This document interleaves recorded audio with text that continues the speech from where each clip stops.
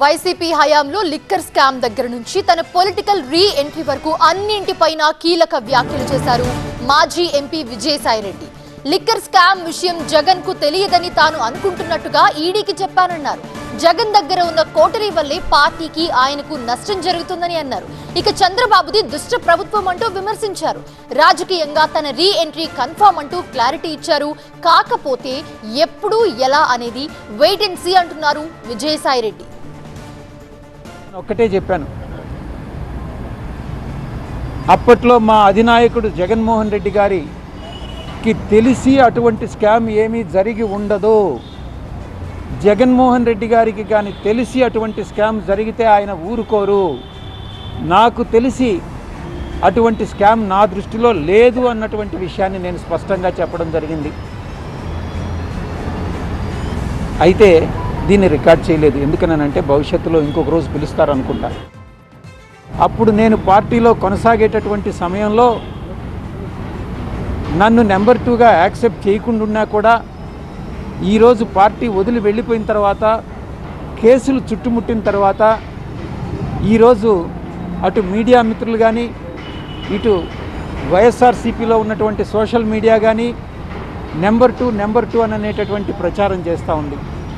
దీన్ని బట్టి మీరు అర్థం చేసుకోవచ్చు, కేసుల విషయంలో అయితే నేను నెంబర్ 2 అవుతాను, మిగతా ఏదైనా లాభాల విషయంలో కానైతే నేను 1 నుంచి 100 దాకా కూడా ఉండను.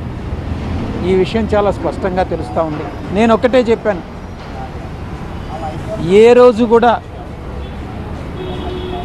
అధికారంలోకి వచ్చేంత వరకు 2019 వరకు అధికారంలోకి వచ్చిన తర్వాత 1 సంవత్సర కాలం పాటు నిజంగా నాకు జగన్మోహన్ రెడ్డి గారు నెంబర్ 2 స్థానం ఇచ్చారు. ఆయన హృదయంలో కూడా నాకు నెంబర్ 2 స్థానం ఇచ్చారు. దాంట్లో సందేహమే లేదు.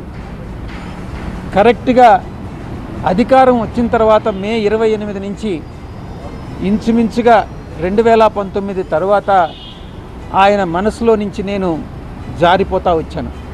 ఎందుకంటే ఈ పనికిమాలిన కోటరీ వల్లనే. గతంలో చంద్రబాబు నాయుడు గారు ఎలాగైతే ఎన్టీ రామారావు గారిని వెన్నుపోటు పొడిచారో అలాగే నేను కూడా జగన్మోహన్ రెడ్డి గారిని వెన్నుపోటు పొడుస్తాను అన్నటువంటి ఒక అభద్రతా భావాన్ని ఆయనలో కల్పించి నన్ను 2020 నుంచి నన్ను పక్కకు నెడుతూ సైడ్ లైన్ చేస్తా రావడం జరిగింది. దాన్ని నా దురదృష్టం కొద్దీ జగన్మోహన్ రెడ్డి గారు కూడా దాన్ని నమ్మడం జరిగింది. ఇది సత్యం. నేను నమ్మినటువంటి ఆ వెంకటేశ్వర స్వామి సాక్షిగా చెప్తా ఉన్నాను, 2020 నుంచి నేను సైడ్ లైన్ కాబడ్డాను అన్నటువంటి విషయం. ఇదే విషయం నేను